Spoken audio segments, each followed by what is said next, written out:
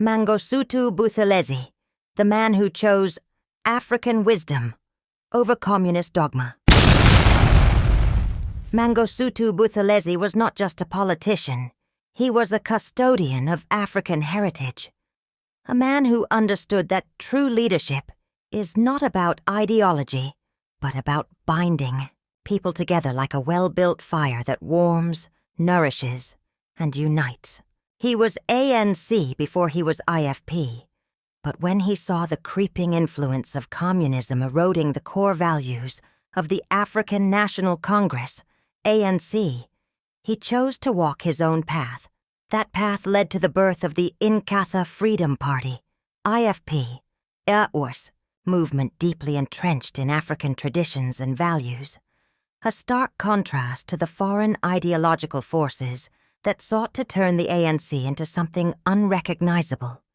Inkatha, in its very name and essence, means Africans joining as one, much like how a coat binds woods together for making a fire that becomes the center of warmth, storytelling, and unity, where people gather in great company to share food and wisdom under the stars.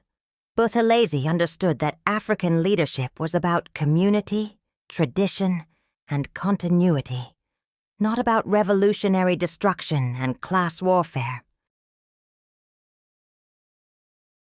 The profound wisdom of Mangosuthu Buthelezi, a legacy of true reconciliation. In the depths of South Africa's turbulent history, one figure stands out not only for his political acumen, but for his immense wisdom, Mangosuthu Buthelezi. To call his wisdom profound is no exaggeration. To live under the brutal shadows of figures like Hendrik Verwoerd, the architect of apartheid, and still remain gentle, forgiving, and deeply committed to healing, is the height of true wisdom. Buthelezi's wisdom was not the calculated, public relations-driven reconciliation that many celebrated leaders of the time promoted. It was deeper, more authentic, and rooted in the kind of spiritual understanding that all major religions strive for. True wisdom, as seen in the Baha'i faith, Christianity, Buddhism, and Islam, is about healing the soul, cutting away malice, and rising above divisions. Buthelezi embodied this at a time when others were driven by ideology, vengeance, or power struggles. Buthelezi's reconciliation versus Mandela's grandstanding. It is often assumed that Nelson Mandela was the ultimate reconciler, the man who brought peace to a divided nation. But can a hardcore communist truly mean reconciliation from a deeper level? Before Mandela, the African National Congress, ANC, was not a communist organization. Leaders like Sefako Magatho, John Dube, Sol Plaatje, and Dr. Moroka fought against racial injustice, but they did not subscribe to communist ideology. It was Mandela and his faction that aligned the ANC with communism, introducing an ideological battle that went beyond the struggle against apartheid. Communism, by its nature, sees conflict as a necessary step toward the destruction of the old order and the creation of a new system. It does not prioritize healing, but rather revolution and transformation through struggle. This raises a crucial question. Could a man deeply entrenched in communist ideology genuinely talk about reconciliation and mean it on a profound level? Or was it a necessary political maneuver to gain international favor and control the post-apartheid state? Buthelezi, in contrast, never waged war against traditional South African values, nor did he seek power through ideological dogma. His leadership of the Inkatha Freedom Party, IFP, was grounded in Zulu traditions, African unity, and a pragmatic approach to governance that was neither radical nor blindly aligned with foreign ideologies. He believed in nation building, not destruction, in dialogue, not empty rhetoric. The early 1990s conflict, a struggle for South Africa's soul. The early 1990s saw intense violence between Buthelezi's IFP and Mandela's ANC. The battle was not just political. It was ideological and existential. The ANC, now deeply influenced by Marxist-Leninist principles, saw Buthelezi as a conservative obstacle to their vision of a new South Africa. The IFP, representing Zulu nationalism and a more traditional African leadership model, rejected the idea of centralized communist-style control over the nation. Buthelezi's wisdom was evident in how he handled this conflict. Unlike Mandela and his inner circle, who had international support and controlled the dominant narrative, Buthelezi stood his ground against powerful forces, insisting on a reconciliatory path that respected South Africa's diverse traditions. Even when faced with betrayal, violence, and marginalization, he did not waver in his commitment to peace. His decision to participate in the 1994 elections, despite the deep tensions between the IFP and the ANC, was an act of statesmanship that prevented further bloodshed. His willingness to serve in Mandela's government, despite their past conflicts, demonstrated a level of forgiveness and national commitment that few leaders could match. Wisdom as healing Buthelezi's approach to reconciliation was not about political showmanship. It was about healing. Real, deep, and lasting healing. Wisdom, as seen in all great spiritual traditions, is not just about intelligence or strategy. It is about restoring the soul, repairing brokenness, and rising above personal grievances for the sake of the greater good. The Baha'i faith sees the world as being in agony and calls for universal healing beyond race and politics. Buthelezi embodied this by focusing on national unity rather than ideological division. Christianity centers on a Redeemer who saves through love and sacrifice. Buthelezi, though not a Messiah, practiced a form of sacrificial leadership, willing to endure criticism and opposition for the sake of national peace.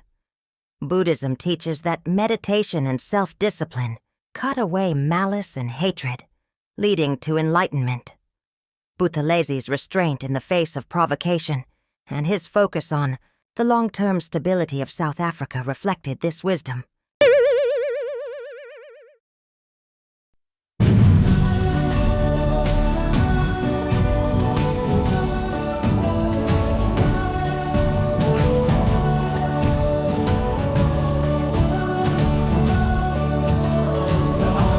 South African sun, where the golden plains stretch and run, a land of beauty wild and free.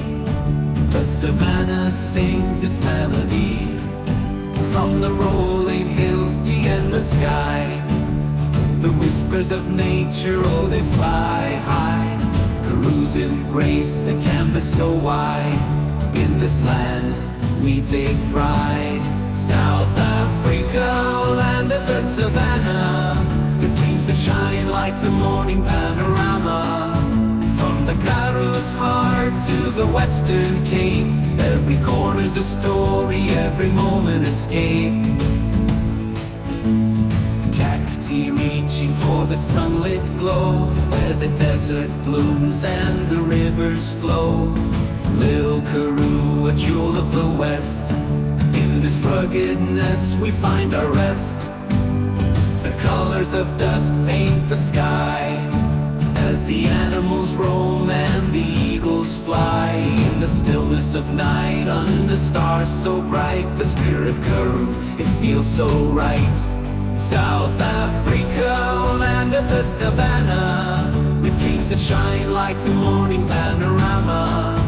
From the Karoo's heart to the Western Cape, every corner's a story, every moment escape. In the whispers of the winds we hear the call of ancestors who walk these lands one and all. With every step forward we honor the past. In the land of the savannah our roots hold fast. South Africa, land of the savannah, with dreams that shine like the morning panorama. From the Karoo's heart to the Western Cape, every corner's a story, every moment escape. So let's sing of the beauty, the wild and true, in South Africa's heart. ANC before communism. A different party. Before Nelson Mandela and his cohort aligned the ANC with communism, the party was a different entity. The early ANC leaders, Sefako Magatho, John Dube, Sol Plaatje, and Dr. Moroka, were not communists. They fought for African dignity, land rights, and justice. But their vision was not one of radical overthrow, but of building upon African identity. But when Mandela and his group took control, they did not just fight against apartheid. They brought in an entirely new ideological framework, Marxism-Leninism, which viewed the world through the lens of class struggle, materialism, and violent revolution. The African struggle was transformed into a Cold War proxy battle, with the ANC aligning itself with the Soviet Union and Cuba. Buthelezi saw this transformation and rejected it outright. He understood that African liberation could not be dictated by Moscow or Beijing. African problems needed African solutions, not imported ideologies that treated African culture as an obstacle rather than a foundation. Building Inkatha, an African Renaissance. Inkatha was not just a political movement, it was a cultural and philosophical rebirth. Buthelezi built it not on class struggle but on unity, drawing from Zulu traditions, African communalism, and deep respect for indigenous leadership structures. Where the communists sought to dismantle traditional African society, Inkatha sought to strengthen it. Where the ANC, under communist influence, pushed for violent revolution, Buthelezi advocated for negotiation, wisdom, and patience. Inkatha was the fire where Africans gathered as one, people much like in traditional African homesteads where the flames brought warmth, food, and unity. It was a movement that did not divide people by class, but brought them together through shared heritage. The 1990s conflict, the battle for South Africa's soul. The early 1990s were marked by intense violence between Inkatha and the ANC, a conflict often misrepresented as a mere tribal battle, when in reality it was a struggle between African heritage and foreign ideology. Mandela and his faction, with the full support of the international media and leftist governments, painted Buthelezi as a reactionary leader. They ignored the fact that he had once been a devoted ANC member before it became a communist stronghold. Buthelezi's wisdom was tested in these years. He could have chosen war, but he did not. Instead, he negotiated, compromised, and ultimately participated in the 1994 elections, ensuring that the Zulu people and all those who rejected communism had a place in the new South Africa. Unlike Mandela's ANC, which grandstanded about reconciliation, Buthelezi lived it. He did not betray his principles, but he also did not let his people be erased from history. A forgotten giant, Buthelezi's enduring wisdom.